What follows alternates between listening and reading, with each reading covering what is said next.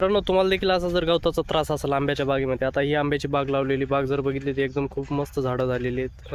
याची साईज वगैरे जर बघितली, छाटणी वगैरे जर बघितली तर एकदम मस्त झाडांचा आकार तिथं बनलेला आहे. परंतु बागेमध्ये जर बघितलं गवत मोठ्या प्रमाणामध्ये, आणि गवताचा जर विचार केला तर फक्त हरळी दिसते. बाकीचं जे गवत आहे ते काहीच दिसत नाही आहे, फक्त हरळी आहे. तर या हरळीचं नियंत्रण आपण कशा प्रकारे करू शकतो, त्यासाठी आपण काय उपाय करायला पाहिजे. जर आपण जर खुरपण केली तर ती हरळी परत जशील तशी 8 दिवसानंतर परत आपल्याला जशील तशी दिसणार आहे.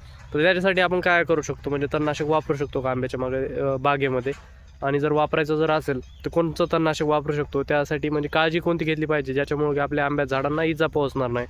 तर समोर जर बघितलं तर समोर तणनाशक मारण्याचं काम चालू आहे. ही लाईन जर बघितली तर इकडं पण माणसं दिसत आहेत, इकडं देखील तणनाशक मारण्याचं काम चालू आहे. झाडं जर बघितले तर एकदम व्यवस्थित आहे. तर अशी काळजी घेऊन कोणतं तणनाशक आपण वापरू शकतो त्याविषयी सविस्तर व्हिडिओ मी लवकरच टाकेल. त्यासाठी आपल्या यूट्यूब चॅनल, फेसबुक पेज आणि इंस्टाग्रामला फॉलो नक्की करून ठेवा.